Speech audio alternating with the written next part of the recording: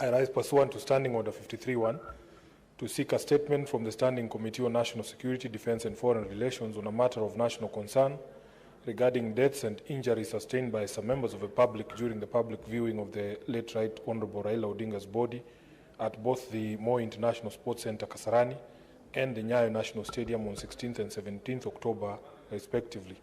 Mr. Speaker, the majority of these deaths arose from acts of police action against unarmed civilians and need urgent investigative and remedial action.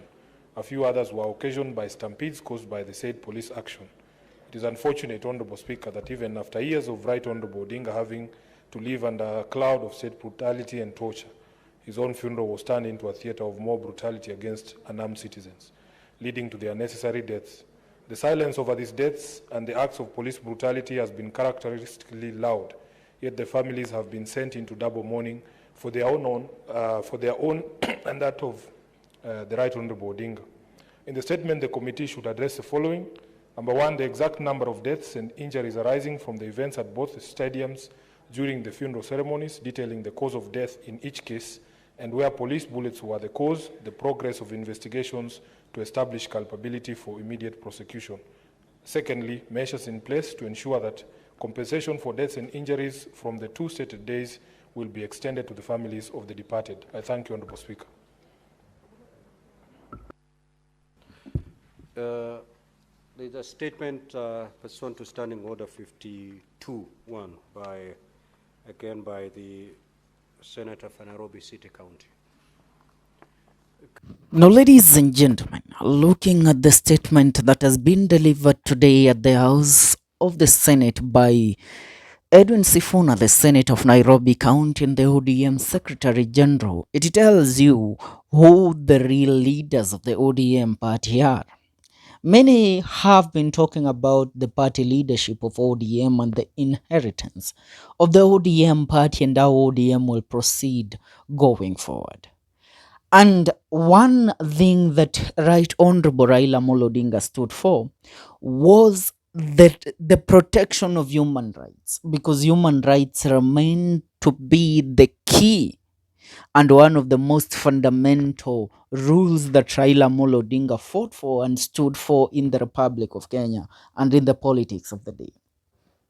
On the day that the body of Raila Odinga arrived in Kenya and it was taken for public viewing at Kasarani Stadium, the police officers that were meant to keep law and order there, the police that were meant, or the military that were meant to control the crowd, instead of controlling the crowd in a civilized manner, what they did was firing live ammunition at the mourners that had come to pay their last respect to Right Honourable Raila Odinga. And that led to the death of so many young men who had come that day to view the body of Raila Odinga. And from then, the government has brushed the said case or the said number of people that died during the body viewing of Raila Odinga, both in Kasarani Stadium and Nyayo Stadium, and also in Bondo at the burial of Raila Odinga. But one Edwin Sifuna said, it is his legal duty and it is his mandate to ensure that the legacy of Right Honourable Raila Odinga is not tainted in the last minute. It is not tainted during his burial, to ensure that those that underwent losses during the body viewing of Raila Odinga, where military and police officers deployed brutal force by firing live ammunition at those mourners, are taken into account.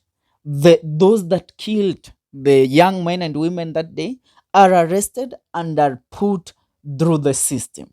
Another thing, he has argued that the government of the day must also compensate those that lost their lives during that day.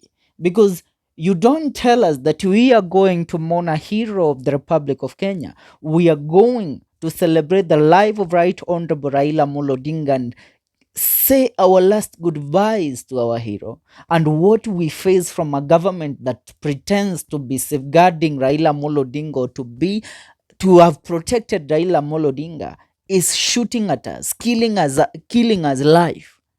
That is what Edwin Sifuna said he won't stand for.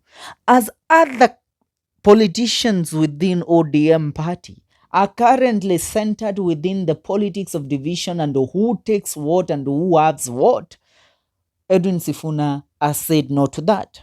He has said he is not going to continue with the inheritance politics within the ODM party. Rather, he is going to concentrate on delivering justices to those people that died just because of their love for Raila Odinga, because they came out of their homes and out of their families to come and view and pay their last respect to Raila Odinga, not because they hated Raila Odinga or they wanted to see if he was really dead, but because they loved Raila Odinga and they wanted to pay their last respect to Right Honorable Raila Odinga.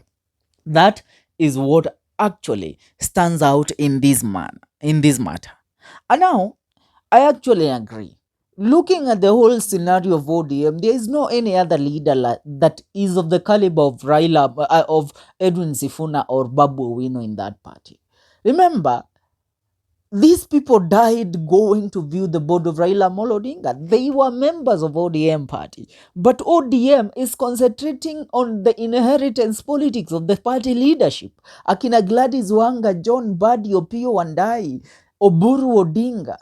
Instead of concentrating on mourning with those that lost their loved ones because of they came to mourn with you, all you are doing now is tainting the legacy of Raila Odinga with further divisive politics within the party. Only Sifuna has the right to associate himself with the legacy of Right Honorable Raila Odinga because he has moved to the Senate to seek compensation for those families that lost their loved ones, mourning Right Honorable Raila Odinga. And here is where actually we are going. Hapa ndipo tutaweza kutambua mbivu na mbichi. You know, I see motions being brought. I wonder, one interior cabinet secretary, interior PS Raymond Omolo, instead of fronting or championing for such motions of compensation for the youth that lost their lives, mourning Raila Odinga, all he can do right now is hold meetings with cybercrime bill committee that want a bill passed, a bill that will come to intimidate Kenyans. The same thing with Akina Junet Mohammed in the parliament. If they loved and they want to preserve the legacy of Raila Odinga, they should go forward by tabling motions to ensure that those that lost their loved ones via police bullets on the day of mourning Raila Odinga should be compensated, and those that carried out those assassinations are taken into custody. But they are not. Yet they say they want to see the legacy of Raila Odinga stand out. No. All they want to do is protect their stomachs right now. The only person who cares about the legacy of Raila Odinga, proven beyond reasonable doubt, is none other than Senator Edwin Sifuna.